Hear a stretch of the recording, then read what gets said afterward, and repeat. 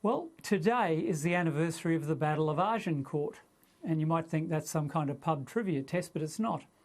On this day in 1415, a vastly outnumbered English army led by King Henry V defeated the French on a rain-soaked battlefield in France. Few would remember it except that it inspired a simply superb piece of writing by William Shakespeare. The bard immortalised Henry V's inspirational speech to his soldiers in these words: "We few, we happy few, we band of brothers. For he that sheds his blood with me this day shall be my brother." Those who have served on operations overseas know that the bonds forged among soldiers are very powerful. There's no relationship quite like it. Your comrades do become your family in the truest sense. Sadly, for many, nothing ever fills this gap in their lives when they come home. More of our servicemen and women have taken their own lives in Australia than have died in Afghanistan by a factor of 10 to 1. Yesterday marked the start of Veterans Mental Health Week. It is a cause close to my own heart. I've led Australian soldiers on operations overseas twice, and I've deployed 3 times altogether. I fortunately don't bear scars from my service, but many, many do. Far too many have taken their lives in despair. Veterans of our recent conflicts are overrepresented among young men sleeping rough in our major cities. Others have felt abandoned after leaving the service and trying to deal with a clunky bureaucracy to access mental health and other forms of support. In February, the Prime Minister appointed a commissioner to investigate the terrible toll of suicides among veterans. But that toll continues to rise, leaving devastated families in its wake. It's been a really tough year for everyone, as Sarah's already said. Most Australians are stressed and anxious about their futures. But this week, if you can, spare a thought for veterans and their families. And if you can, try to support an accredited charity that's working in this space. One close to my heart is Stand Tall for PTSD, led by the last living Australian war veteran to play Test cricket, Tony Dell. Lest we forget.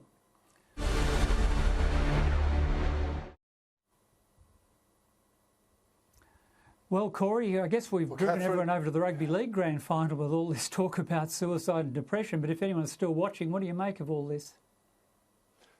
Well, Catherine, you're right to raise it. I mean, this is a critical health issue for those who serve in our military. And a couple of weeks ago, I had the distinct pleasure of talking with a chap named Harry Moffat, who spent 20 years in the Special Forces, 30 years in the Army, all up. And we talked about this exact problem. And part of what his suggestion was that we need to ensure that people are prepared for transition into civilian life much earlier than what they are.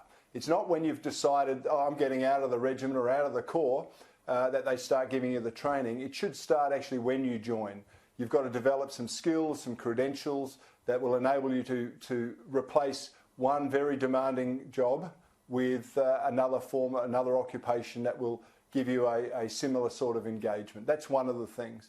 And the second thing is that, and it was a comment that someone else had made to me. They said, you know, as a digger, we're happy to dig a foxhole and we're happy to use it as a latrine and our tent and everything else all at once and fight on the battlefield and kill the enemy and risk dying.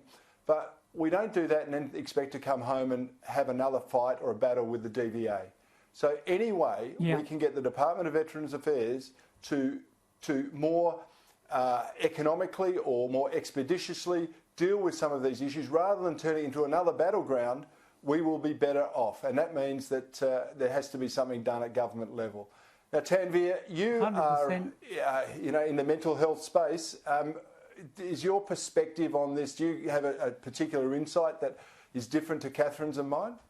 Look, I treat a lot of veterans, and a couple of things I'd add. Now, it's interesting. I mean, some of you may have watched this show most recently on Channel 7 called Special Forces, and it's essentially Special Forces soldiers, and they're getting in celebrities, kind of putting them through the ranks of what they do. And look, it's mass entertainment, but it did make me think how distant we are from military culture, how tribal it is, this intense structure.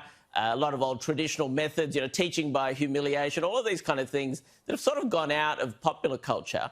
And I think what you allude to, look, I treat lots of veterans, and one of the most common things I see is what you alluded to, Catherine, is they get a really strong sense of purpose and structure in the military.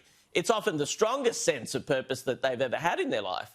And then suddenly they're flung into kind of civilian life where it just feels empty. And not only does it feel empty, but the broader meaning of the military, where we've probably never been more distant from military culture, and even politically. I mean, Tony Blair actually gave a speech early this year talking about how, look, if the left, a couple of things the British left he was alluding to, if you do not respect and love the military and as well as give proper due to patriotism, you cannot possibly win an election, right? So even the broader meanings of the military, the trust we accord it, I think it's become more and more distant from civilian life. Now, the actual patients that I'm seeing, I would argue what you're most commonly seeing is people not being able to transition to a sense of purpose.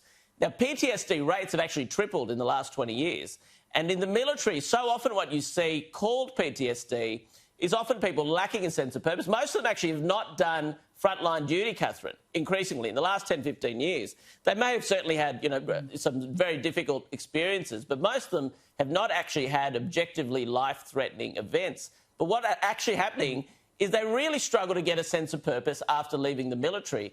And often PTSD becomes the diagnosis that captures that, because it kind of it speaks to it is a bit of a medicalisation of adversity and suffering and lacking purpose. But I think that's broadly what's going on. And I think Corey did hit the nail on the head. We've got so much gap now between military life and civilian life, and we need to kind of reduce that gap so this transition is not as difficult as it seems to be. And DVA, certainly, taking Corey's point up, I agree with you 100%. Dan Tehan actually had a really serious go at trying to get rid of some of the stovepiping there, the gaps between transfer of files when members left the ADF. DVA weren't digitised, they were operating in a very, very clunky fashion. He did his very, very best, but it's still a very tough experience. And some of the veterans are just getting very frustrated and walking away, turning their back on the process. Absolutely. Sarah, what's your feeling on this one?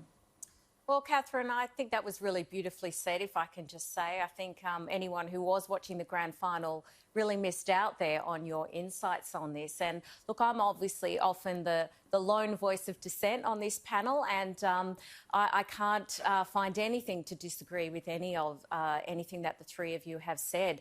I think it's really, probably a couple of generations ago, there was a little bit of a cultural divide, and some people sought to demonise the military and anyone who had served their country, and there was that sense that, they were doing the bidding of an evil government. And I think that we've really moved on from that. I mean, Catherine, I'm not sure if you would agree. It seems, speaking to the broader population, that even if people have reservations about our country entering a particular military conflict, we don't tend to have anything but goodwill and overwhelming empathy and sympathy, quite rightfully, for the men and women who do put themselves on the front line. I think Tanvi makes a really interesting point about the language that we use. And I'm not sure if anyone here is familiar with George Carlin. He's an American comedian. And Catherine, I'm not sure if you're aware of this monologue he gave that was very well received by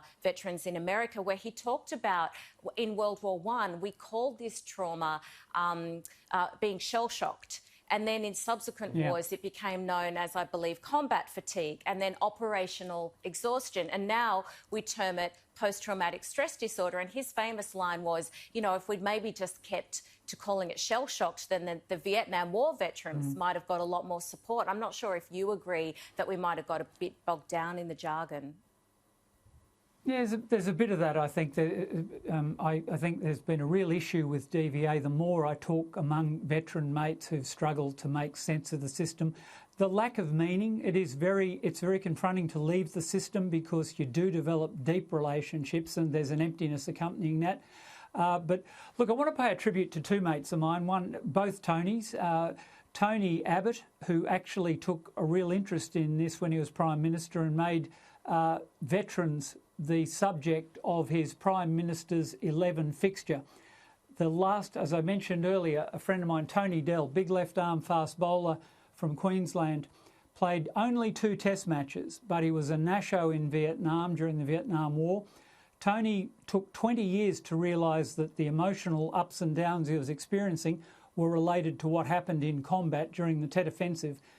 And he's a really interesting fellow. I'm going to profile him soon for The Australian, just to get in a plug for Delhi. He's battled with his demons and now spends a lot of his time helping other veterans. Jim Molan's plugging this cause this week too. But I think we've pretty much given that as much ventilation as is safe for anyone on one night. So if you or anyone you know is feeling distressed, especially if you're a veteran, you can call Lifeline or reach out to any appropriate organisation that provides assistance. Visit lifeline.org and get help from them. Talk to your mates, reach out, talk to another veteran, talk to your neighbours, but just stay with us.